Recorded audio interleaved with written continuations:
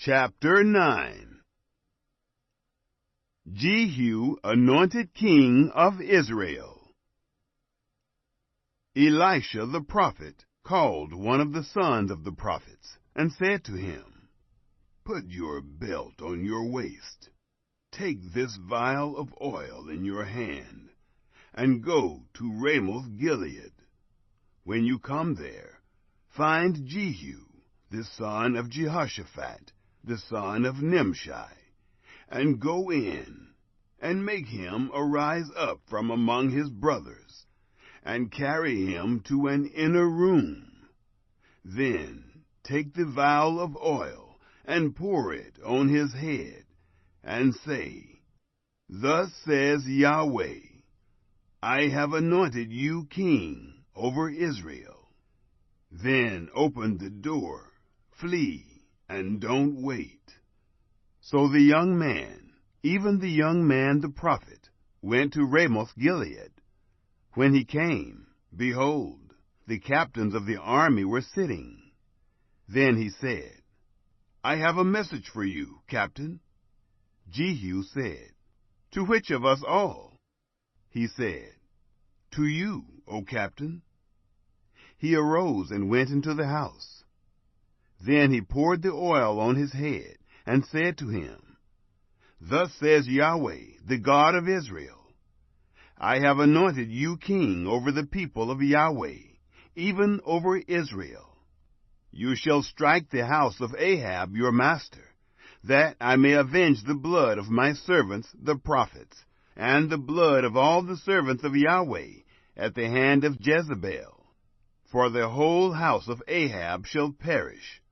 I will cut off from Ahab everyone who urinates against a wall, both him who is shut up and him who is left at large in Israel. I will make the house of Ahab like the house of Jeroboam, the son of Nebat, and like the house of Baasha, the son of Ahijah.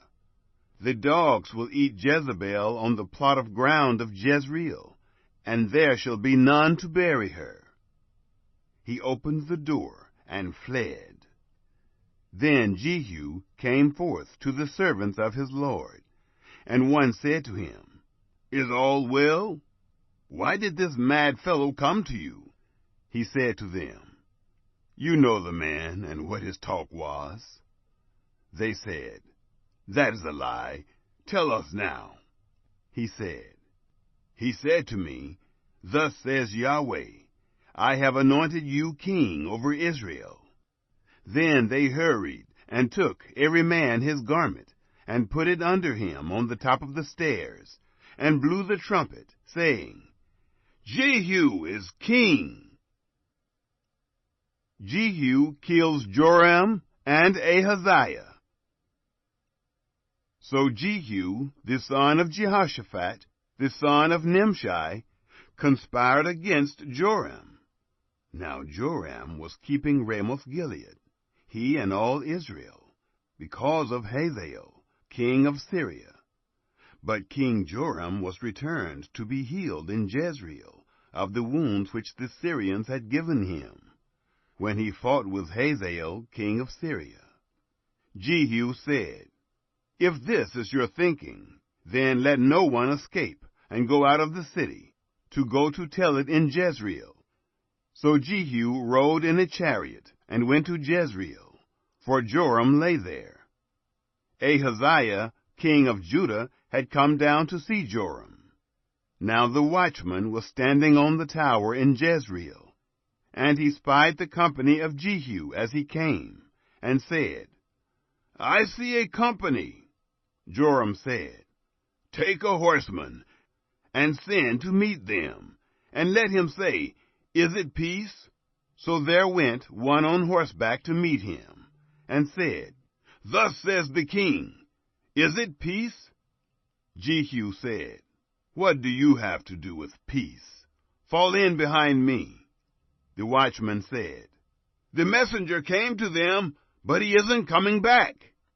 Then he sent out a second on horseback, who came to them, and said, "Thus says the king, 'Is it peace?'" Jehu answered, What do you have to do with peace? Fall in behind me." The watchman said, "He came to them and isn't coming back. The driving is like the driving of Jehu, the son of Nimshi, for he drives furiously." Joram said, "Get ready." They got his chariot ready. Joram, king of Israel, and Ahaziah, king of Judah, went out, each in his chariot, and they went out to meet Jehu, and found him in the portion of Naboth the Jezreelite. It happened, when Joram saw Jehu, that he said, "Is it peace, Jehu?" He answered, "What peace, so long as the prostitution of your mother Jezebel and her witchcraft abound?" Joram turned his hands and fled, and said to Ahaziah, "There is treason, Ahaziah!" Jehu drew his bow with his full strength, and struck Joram between his arms. And the arrow went out at his heart, and he sunk down in his chariot. Then Jehu said to Bidkar, his captain, "Pick him up, and throw him in the plot of the field of Naboth the Jezreelite. For remember how, when you and I rode together after Ahab his father, Yahweh laid this burden on him. Surely I have seen yesterday the blood of Naboth, and the blood of his sons, says Yahweh, and I will repay you in this plot of ground, says Yahweh. Now therefore, take and cast him onto the plot of ground, according to the word of Yahweh." But when Ahaziah the king of Judah saw this, he fled by the way of the garden house. Jehu followed after him, and said, "Strike him also in the chariot." They struck him at the ascent of Gur, which is by Ibleam. He fled to Megiddo, and died there. His servants carried him in a chariot to Jerusalem, and buried him in his tomb with his fathers in the city of David. In the 11th year of Joram, the son of Ahab, began Ahaziah to reign over Judah. The murder of Jezebel. When Jehu was come to Jezreel, Jezebel heard of it, and she painted her eyes, and attired her head, and looked out at the window. As Jehu entered in at the gate, she said, "Do you come in peace, Zimri, you murderer of your master?" He lifted up his face to the window, and said, "Who is on my side? Who?" 2 or 3 eunuchs looked out at him. He said, "Throw her down." So they threw her down, and some of her blood was sprinkled on the wall and on the horses. Then he trampled her under foot. When he was come in, he ate and drank. And he said, "See now to this cursed woman, and bury her, for she is a king's daughter." They went to bury her, but they found no more of her than the skull, and the feet, and the palms of her hands. Therefore they came back and told him.